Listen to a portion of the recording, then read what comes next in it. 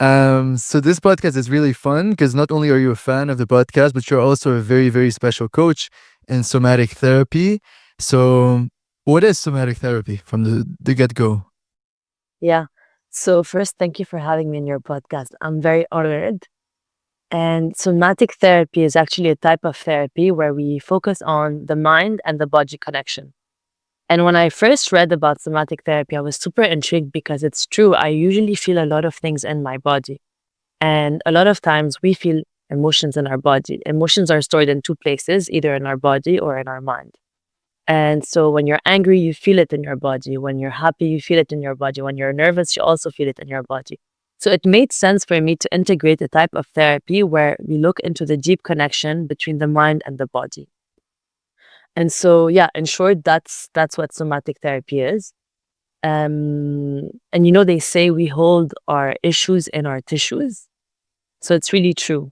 There's a lot of issues that we hold in our tissues. So with somatic therapy, the entire goal is to release the emotions out of our body and for us to feel more free or better in ourselves and in our bodies.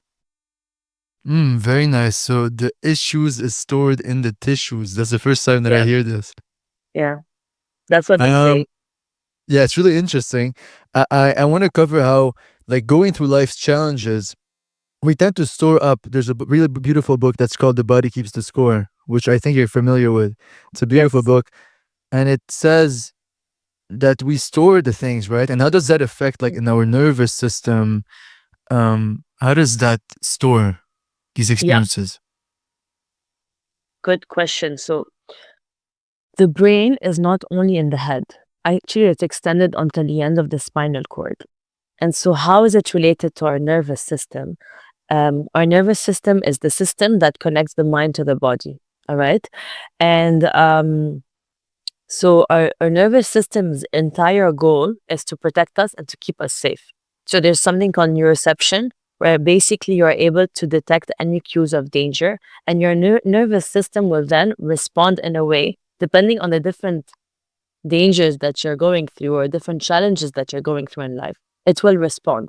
And there are different types of This is how our nervous system operates. It operates on three different responses. I mean, there's a variation of responses, of course, but these are the three main ones. So the first one is the ventral vagal, is when you feel connected, is when you feel at ease, and when you feel everything is happening in a smooth way, you're flowing, you're happy, you're good. And I'll give you an example. So let's say, for example, you're in your car putting music and you're on the way to work. Okay. So you're putting music, you're happy, all is good. And then suddenly you hear a lot of noise coming while you're in the car, like sirens of police, and you feel the danger. So here what happens is you go down to the sympathetic nervous system mode. So here you're more alert, you're queuing for dangers, you're less present because obviously you're focusing at where's the danger. You're not being able to look in front of you and be present and be at ease. And you're more in the action mode, trying to figure out the best way possible for you to stay in the safe zone.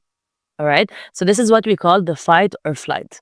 Now, fight or flight is great because we need to be in action mode. We need to do the action. And if you want to think about the masculine and feminine energy, ventral vagal is your feminine energy, which men and women embody.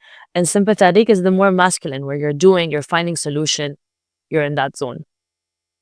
And you're most of all looking for dangers and trying to protect yourself.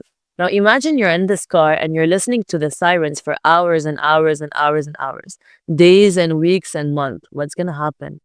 What's going to happen to you if you're always listening to that siren and you're always trying to protect yourself? I don't know. What's going to happen is you're going to be exhausted. You're going to be tired. Halas, you can't anymore. Your body is exhausted. It depleted so much of its energy. It spends so much of its energy trying to protect itself. So this is when you go down to the dorsal vagal, right? And this is when you are in the freeze mode. So this is when you are passive, avoidant, you're lazy, you procrastinate a lot, you're demotivated, you're in your bed. And if you stay long enough, you can just stay long enough, as long as you can in that zone. And you can even be like maybe depressed and dissociate.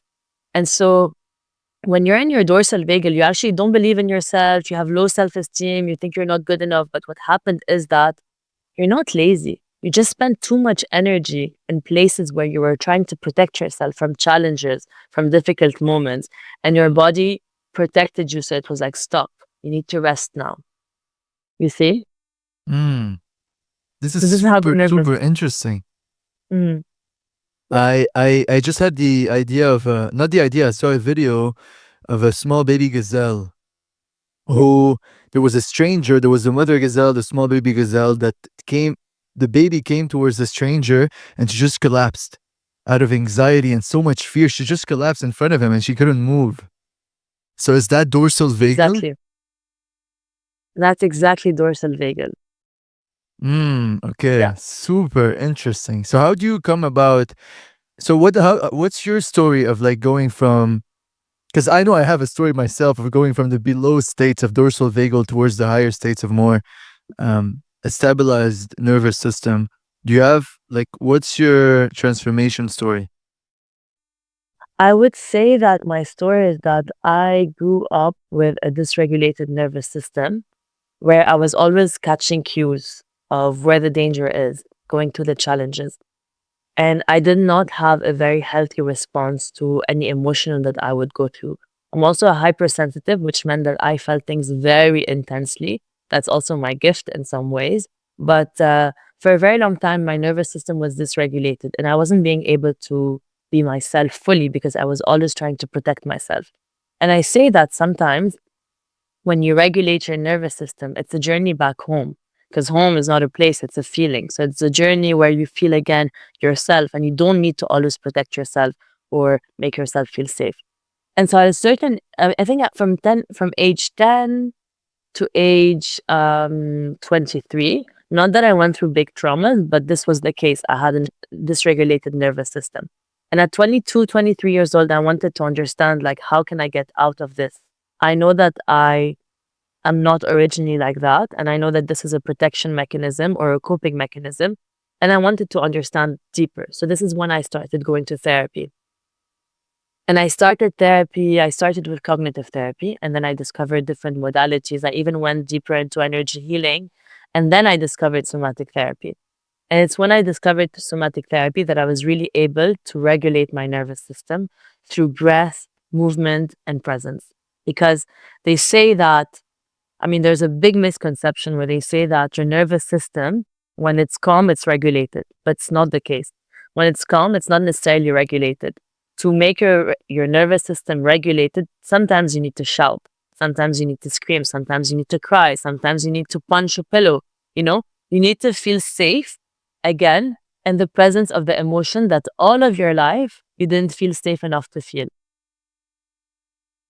So I would say that your trauma, they don't need positivity. They don't need calm. Sometimes they need space. Sometimes they need to feel safe enough to feel safe in a certain space. So yeah, it's safety that you need and that I was able to discover through somatic therapy.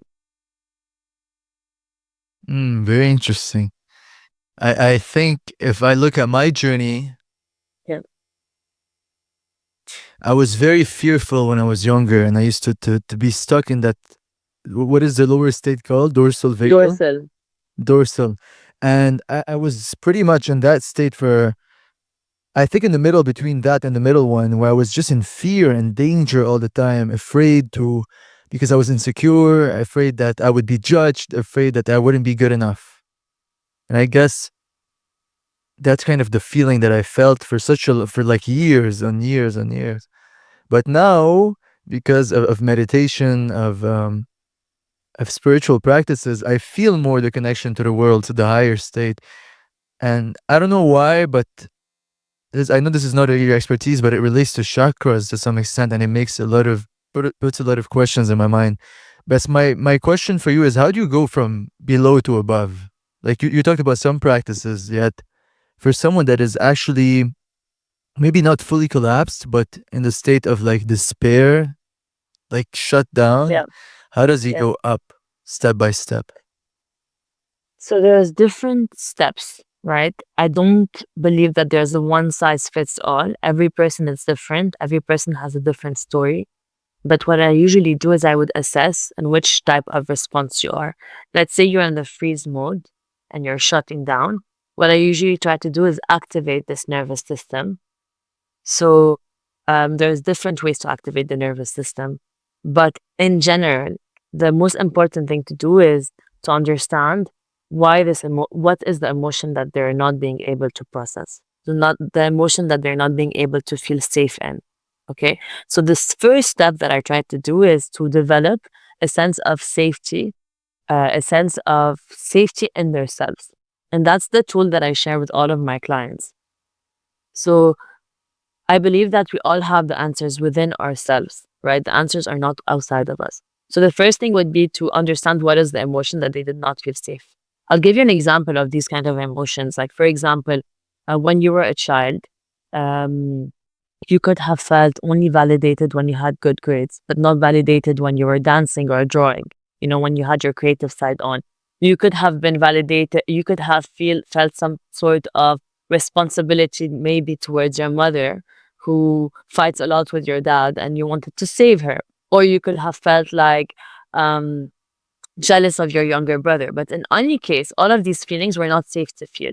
For example, you felt jealous of your brother, for example, and your mom would say, or whatever, your neighbor, your sister, teacher, whoever would tell you, don't cry, be a good boy, right? So you would analyze the situation as, okay, I cannot cry right now. I need to be good. I cannot express myself. I need to be good. So the emotion will be stored inside. What I tried to do is to look at the emotion and where it's stored. So we'll do exercises where we will try to locate the emotion inside of your body. So I'll give you access to your somatic body. And this is what I call like, I try to cultivate an inner eye into your body. So we do a body scan, we locate the emotions in the body. And then after we locate it in the body, I will ask you to go back into a memory where you felt that emotion. Okay. The memory where you did not feel safe, we will go back into it. And I will ask you to actually feel safe in it. So I'll try to build the right environment for you to feel safe to feel it again. And then you will feel it again for 5 minutes, 10 minutes, 15 minutes, how many minutes you need. And we will be in something that what I call, or what they call, sorry, the window of tolerance. So it's a window where you are not overwhelmed, but not numb to the emotions. And you feel it. You feel it until there is a release. And I could see the release like when someone starts yawning, or I can see a sight, or if they have deep access into their somatic bodies, the release could be like, for example, there's a shift that happened inside of them so they can feel it. But the most important thing is for them to feel the emotion that they did not feel safe to feel, and however way they want to feel it. Mm. And that's how you activate your nervous system, actually. And it's by feeling it and stopping to resist the stopping to resist the feeling, but actually allowing it to be that you process it. Exactly. That's what I'm getting. Is Exactly. that correct? Exactly. Exactly. Exactly. It's for you to feel safe enough to feel the emotion in your body. And then what happens is that you build that flexibility and agility to feel safe in your body. And that's the most important tool that I can share with you for your life. For your entire life, I think the most important tool is to have this flexibility and agility in your emotions and to feel safe. Because in that case, any challenge that comes, any obstacle, any difficult situation, any difficult emotion, because we know that we're going to face difficult emotions, you will have the flexibility to go through it rather than just stressing or being anxious or going into Dorsen mode, Mm. you know? Is there a transformation through your somatic therapy that still touches you? Like a story of someone that you helped? Mm, there's so many stories. Um, there's so many stories, but I can talk about myself. Uh, I remember feeling so much tension in my body before I did somatic therapy. And I remember that even my posture changed. Um, it's just that the way I operate is so much more with ease and flexibility rather than control and wanting to get the perfect outcome all the time. Because my mind is okay. So sometimes you can tell your mind, like, relax, relax, and that's great. But when you tell your mind and your body to relax, you're in a completely different state. You're in a completely different state of surrendering and deep knowing and wisdom inside of you that things will be okay no matter what. I don't know if that's like a if that's good enough of an example, but that's at least what I'm experiencing. I guess like control and surrender are two powerful concepts in there to be regulated, which basically means to feel safe, to feel peace, right? Ex- Um, I've struggled with that for so many fucking years, where I was in the control mode out of fear. And how do you come back to surrender yourself? And it's super interesting to me. I know we talk about it a lot off camera, off recording. What do you do? Like, what's your process? Mm, I think that first of all, we need to balance between control and surrender, between doing and knowing, doing, knowing, surrender, control. And that also the balance. Yeah, that's the balance between the sympathetic nervous system and the ventral nervous system, right? That's the perfect balance. Um, so I think what my coach taught me recently is that you need to move from moment to moment, right? Um, so when you move from moment to moment, you're in the knowing that every moment you can trust yourself and you know yourself to handle the situation in the right way without necessarily being in a state where you're anxiously planning and figuring out every step of the way or 10 steps ahead. Because we all know that these things are not, you can't control everything, right?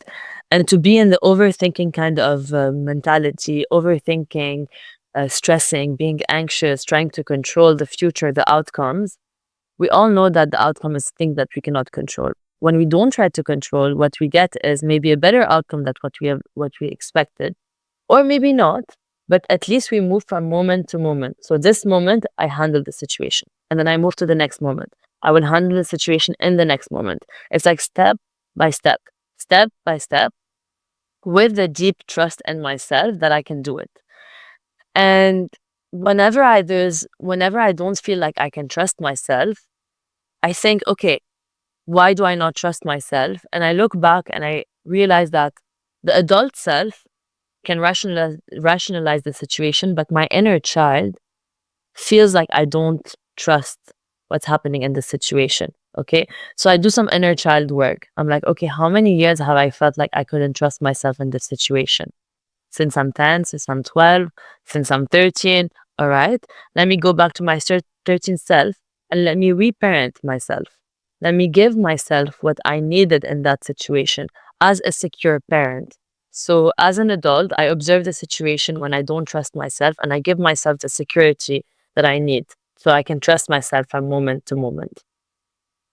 You know what I mean? Hmm. Hmm.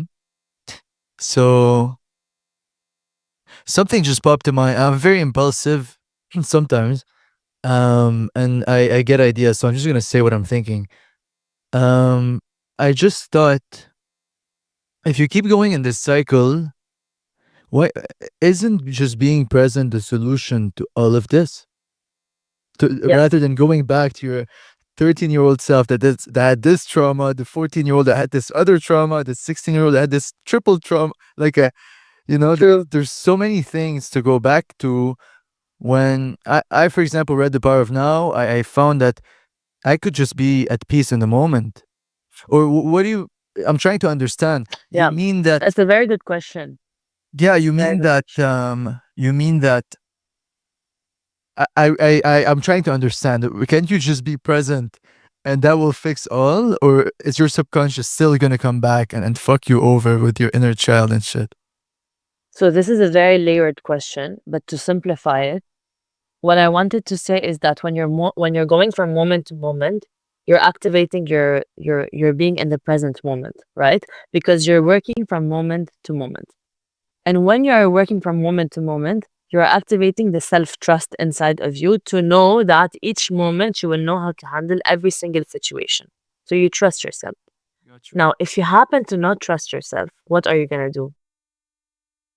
When If you if you happen happen to not know yourself, to not trust yourself, so if you happen to move from moment to moment, and as you're moving through that, you realize that, okay, there's a point where I feel like I can't do this. I'm not trusting myself, or I'm scared, or I don't feel good enough, or I don't feel like I'm able to do that. In that situation, I think it's important to look back at why you don't trust yourself and how you can regain trust in yourself by reparenting yourself and giving back what you needed, uh, maybe at moments where you didn't trust yourself. so So it's it's only when you have, yeah, keep going. yeah, so being present is extremely important, but I think sometimes it will just be moments where you're just procrastinating all the time. You're in dorsal mode, you're lazy, and you're not trusting yourself. You're not motivated enough to do the things because you're not trusting yourself. So it's basically what I'm, correct me if I'm wrong, what I'm getting from you is that you need to be aware from moment to moment if you are in a state of trust or in a state of fear. Exactly. And to know when, if you're in one or the other, when to let go or when to remind yourself of a feeling or give yourself a feeling that you're maybe a reminder of like to trust, to go back to trust. Yeah, exactly. Okay, Exactly. got you. Got you. There's so many things that we talk about, me and you, Leah, off camera. And spirituality is a big theme. And I love to talk about this. And we had a workshop when was it, like 2 weeks ago? Hmm. Where we did a mediumship, which is something I never imagined to do if Leah wouldn't have pushed me to do it. No, not pushed me, inspired me and told me to do it. Um, it taught me a lot about surrender and that we have supernatural power that come from that. How about you? What did you learn from that? And first of all, how was the experience? It was an amazing experience. I truly believe that we all have the power to access the non physical world. Uh, I believe as well that we are souls and a body. So we are souls having a human experience. So um, this workshop was a reminder that we could have access to understand ourselves better, first of all, by setting an intention to want to know ourselves better, by being in silence, sorry, and receiving any information that comes to us, because this is actually what we did. We were able to receive information from different realms and different avenues. And I think we all have the capacity to do that. Every single one of us has the ability to do that. As long as you set the intention and you set yourself in a bit of silence to receive. And that also requires a really calm nervous system, because we did maybe 2 hours or an hour and a half of meditations before we were able to access the world. Um, because you really need to be relaxed. You really need to be very relaxed. And that's also something that I would apply to, let's say, the 3D world or the world that we live in. For you to be able to know and have wisdom and move through life with wisdom and ability to take decisions, while taking a decision that is true to yourself and also that will benefit you in the future as your future self, I think that you need to have a very calm nervous system. And they also say that, for example, like I'm mixing many things, but if you want to manifest things in your reality, in your 3D reality, and what is manifesting? Manifesting means that you're able to have a thought, and this thought, you are creating it into your reality, into your 3D reality. It's not only a thought, it's something that you can tangibly see. For you to be able to manifest, you need to have a very calm nervous system. You need to be very calm. You need to be very relaxed. Otherwise, your thoughts will be bombarded by wanting to sabotage, wanting to control, wanting to have a specific outcome. And you need to trust, you need to surrender. So, yeah, calming your nervous system will actually get you to much higher places than you will ever think of. You can manifest a lot of things: money, wealth, your health, relationships, friendships, jobs, a house, any dream that you may have that is in your thoughts, you can manifest it, and especially when you clear your subconscious beliefs and you calm your nervous system. Yeah, I got you. I think it's so fucking cool the moment you relax and surrender how much life starts to flow with you. So, true, true. True, and I need to mention, it's also a great balance between surrendering and doing, surrendering and doing, surrendering and doing. Like one cannot come without the other. I guess I'm learning that balance. I'm not. We had a conversation yesterday and I was pretty burnt out. I was like, fuck, man. I was not the usual high energetic person that I am because I was pushing too much. Yeah, and it's also part of the journey. Sometimes when you're burning out, you're also it's like a signal or a message that you need to slow down and you need to listen to that signal and message because when you slow down as well, more doors will open. Um, you remember yesterday we were talking about pacing yourself. It's not about like walking the road and taking your time. You can also do it with a run, but you need to pace yourself. Otherwise, you will exhaust the yourself. And I also I'm a victim of that. I sometimes either I'm going too fast or I want things really quickly, and I lack patience. And I forget that there's no timeline to success or there's no timeline in reaching your goals. There's a beautiful topic that we both love also. We talked about regulating the nervous system to be in a state of a relaxed state and how that aligns you with the highest energy to manifest, you said, which is beautiful. Um, there's also the concept of quantum jumping, which is a fascinating for me, and I think I don't know for you if it is also. 100%. In the summer, I was doing like quantum jumps meditation so that I could, oh, like, there was a, it's basically a hypnosis that you record for yourself. So that day you want, yes, of your own voice, because your subconscious mind will also operate really well when it is your own voice. And so you do a recording for like a 3-minute recording where you say, I have achieved XYZ. And so this 3-minute recording, you loop it for 20 minutes and then you listen to it either in the morning or at night, because in the morning and at night we are going through alpha waves. And during these alpha waves, these are the waves that actually are the waves where you're able to memorize, concentrate, and analyze information in the most potent way. Like they say that from 0 to 7 years old, we're going through alpha waves, and that's when we learn the most information. So before you wake, like few minutes after you wake up and a few minutes before you sleep, we are going through these alpha waves.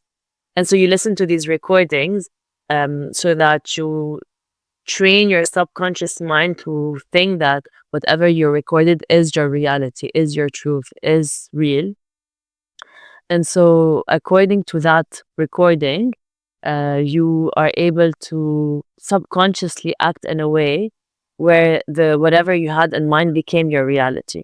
So this is what we call a quantum jump or a timeline jump, where you jump from one reality to another just by believing that it is yours. And how did going through that feel for you?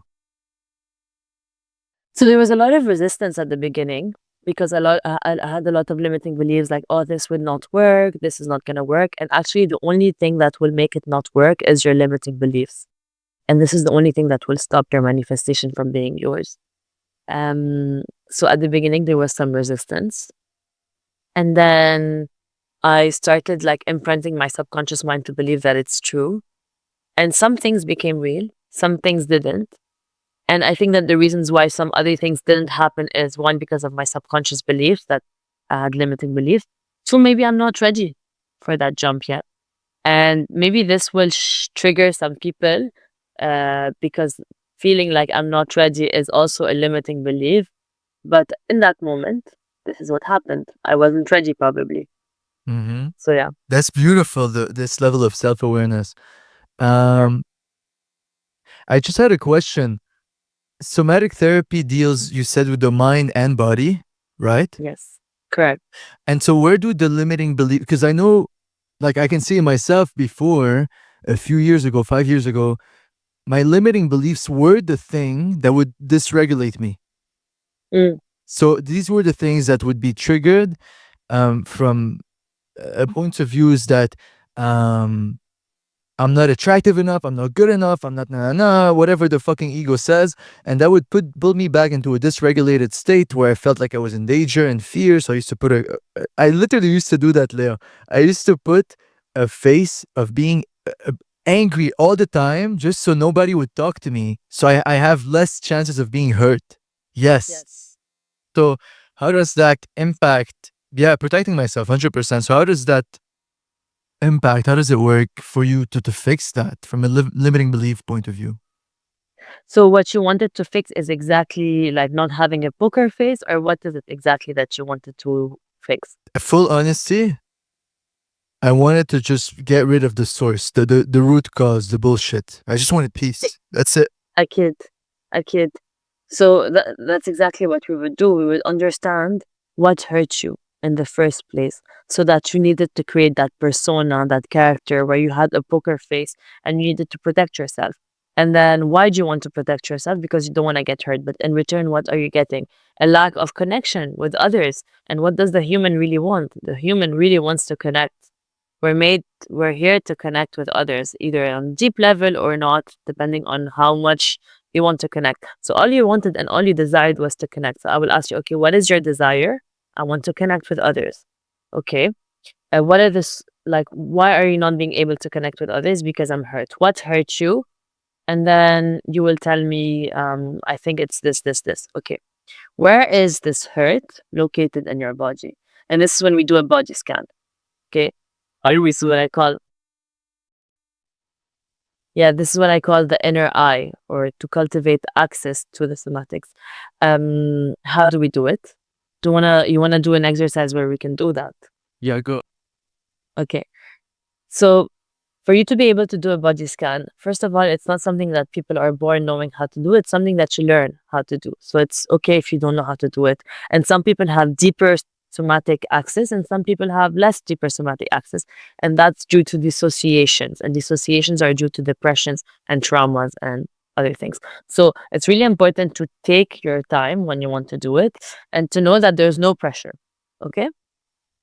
So are you comfortable seated comfortably? Yep. All right, very good. What I want you to do is to just be a bit more curious about where the tensions are lying in your body. Okay, so the scan happens from head to toe.